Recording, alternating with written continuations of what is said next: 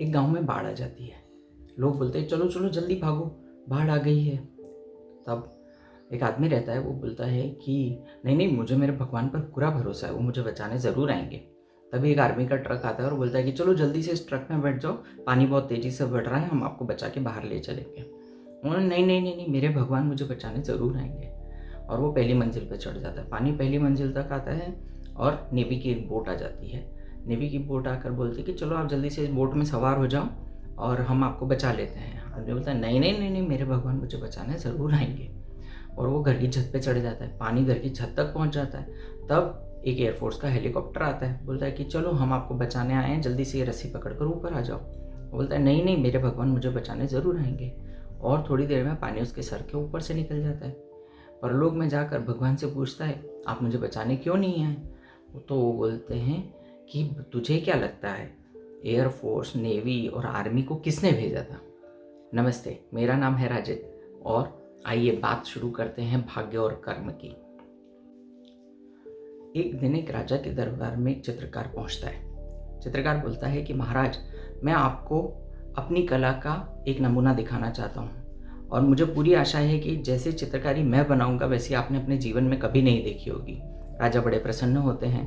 तभी एक दरबारी खड़ा होता है और बोलता है कि महाराज, ये क्या बड़ी बात है, ये जैसी चित्रकारी करेंगे वैसी हूबहू मैं भी कर सकता हूँ, और वो भी बिना इन्हें देखे।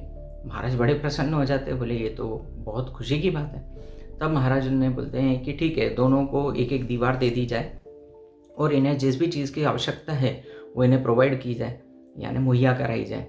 अब दोनों को एक एक दीवार दे दी जाती है, बीच में एक पर्दा लगा दिया जाता है और दोनों को जो सामग्री चाहिए होती है वो दे दी जाती है। 1 महीना बीत जाता है। चित्रकार आता है और बोलता है महाराज, मेरी जो पेंटिंग है, मेरा जो चित्र है वो पूरी तरह से रेडी है, आप आइए उसे देखिए और मुझे बताइए आपको कैसा लगेगा। तो महाराज बोलते हैं अवश्य, और दरबारी को पूछते हैं कि तुम्हारी पेंटिंग का क्या सीन है, वो रेडी है? तो बोलते हैं कि हाँ हाँ, मेरी पेंटिंग भी रेडी है, आप आइए उसे देखिए। महाराज जाते हैं और चित्रकार की चित्रकारी देखते हैं और वो बिल्कुल दंग रह जाते हैं। इतनी अच्छी चित्रकारी उन्होंने कभी नहीं देखी होती है। महाराज बड़े खुश होते हैं, उसको बहुत सारे इनाम देते हैं और उसको खुश होकर एक पदवी भी दे देते हैं। अब महाराज बोलते हैं कि चलो ठीक है, अब ये बीच का पर्दा हटाओ, देखें कि हमारे दरबारी ने कैसी चित्रकारी करी है। जैसे ही पर्दा हटाया जाता है, सामने देखते तो हूबहू वैसा का वैसा चित्र रेडी रहता है। महाराज पूछते हैं ये तुमने कैसे किया?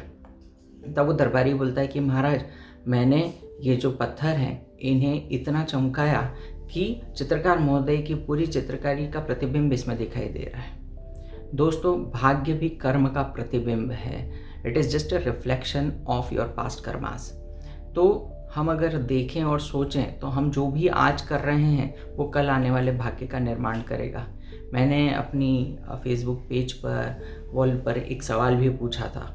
वो सवाल का जवाब कई लोगों ने मुझे दिया भी सही, लेकिन ये समझिए कि ये एक बैंक के लॉकर की तरह है, जिसकी एक चाबी आपके पास है और एक चाबी बैंक मैनेजर के पास है। आप कर्म कर सकते हैं और भाग्य की जो चाबी है वो बैंक मैनेजर के पास है। जब तक वो दोनों चाबी नहीं लगती है तब तक लॉकर नहीं खुलता है।